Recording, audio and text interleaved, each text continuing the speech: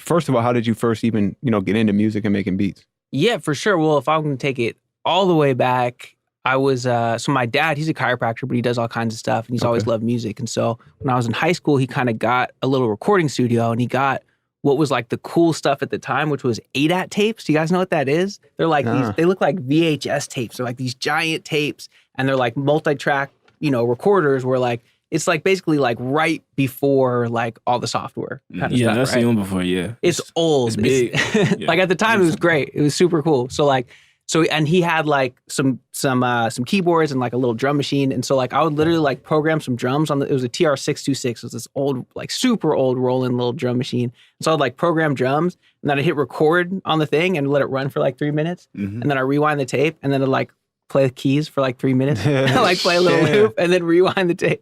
So like, that's when I first got into it and started making beats and stuff. And that was like, my first introduction to it. And then from there got into like, got a Triton and then into the software and all that kind of stuff. Damn. Gotcha. You was cooking up. OG cooking up. Like. Yeah, to record. Damn. So if your dad's a chiropractor, what made him start a recording studio? That was my first question. Yeah, so my dad does a lot of stuff. Like runs a nonprofit and he's a speaker. He does all kinds of stuff, but he's always loved music. He's never done it for a living, but he's always made music in some way. Gotcha. So it's just always been a part of his life. Mm. And then at that time, did you start when did you get into engineering as well? Yeah, I kind of did it at this. No, I started making beats first, and then I got into engineering shortly after. Mm-hmm. So like I started interning at a recording studio for a guy named Narda Michael Walden. Mm-hmm. Actually, it was crazy. It was like I was just looking for studios in the area, and I opened up the phone book. This was 2002 when like a phone book was a thing. Like I'm old. I'm like 36 years old, so I'm like. I opened up the phone book and just looked at like recording studios in the area. I happened to call this one studio and it's owned by this dude, Narda Michael Walden. And this guy's got 3 Grammys. He won Producer of the Year, Album of the Year, Song of the Year, like platinum plaques, like produced for like Whitney Houston, Mariah Carey, Aretha Franklin, like who's who of like R&B and all that kind of stuff. Legendary stuff. Yeah, but I had no idea. I just called like whatever studio and I was like, hey, you guys want some free help or whatever? Like, and he's like, sure.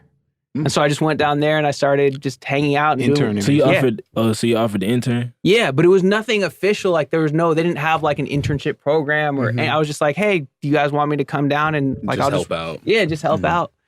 And so that was kind of my first introduction. From there, that's when I really started learning engineering and started running sessions there and while also producing at the same time. But engineering became a huge asset to me. Like that's something that really kept me going where like there's been like years where like I did better with producing and years where I didn't do as well. But like being an engineer has been like steady money like so that's like a great engineering has been huge for me. Right.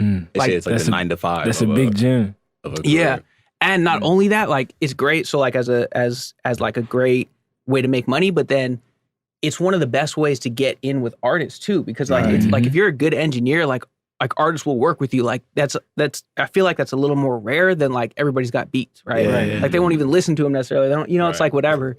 But like if you're the engineer, like first of all, they'll want to work with you if you're a good engineer. Yeah. And then second of all, who do you think plays the beats for these artists? It's the engineer. Exactly. Like when I'm engineering sessions, I'm pulling up their email and like playing shit. So like if you're trying to get a placement, with the producer, like with the artist, like getting good with their engineer, because that's the dude who's going to be playing the beats for him anyway. Facts. Let the gems begin. The engineers, Let the gems begin. The engineers be having the artist emails on their computer. Yeah, exactly. You know what I'm saying? Exactly. I have exactly right. I have like artists like just log in. I just have like It's a gym right there. So what was your like end goal at the time? Like what did you see your career turning into at this point? I mean, I was definitely trying to do the traditional, industry route. That was all I thought existed, and so I was working with the artists in the area. This was back 2006, 2007. So it was like the hyphy movement was kind of the thing. And so, I don't even know if you guys know who these guys are, but like in the Bay, these guys like the Mr. Fab, Keek the Sneak, Messy Marv, Yuck Mouth, E40 Too Short, I think you guys would know, but definitely. I don't know about some of those other guys. I know Mr. Fab. Yeah. I've heard of Yuck Mouth before. Yeah. So just working with those guys and trying to do what I thought you're supposed to do, which is like work with the guys in your area and kind of, try to work your way up. And so I did okay at that at first. I did pretty well. Like I teamed up with my partner Phil. We used to go by the Slap Boys back in the day, and that was like, it was like some Bay Area, like, I don't even know if people know that terminology, like, oh, it's a slapper, it's a slap, Yeah, whatever. hell yeah, for sure. Talking about music, right? Yeah, R&B, exactly. I feel like now maybe more people know it, but back then, like, For West Coast is more music, but it's beats more. yeah, And just More slap. beats, like slapping for a beat. But I Yeah, know that beat for slap. West Coast, that's a song. Like, yo, yeah, exactly. it's a slapper. Yeah, exactly right. But, Where like, you from? but like back in like 2006 or whatever, like we'd travel somewhere and they'd be like, Slap Boys, like, what is that? That sounds like some weird whatever. So, Like, what are they getting into? so we changed. So we ended up changing our name to the Legion. But yeah, that was how I came up with just trying to, just work with the local artists. And, we did good. We got songs on the radio and worked with the artists that were big in the area.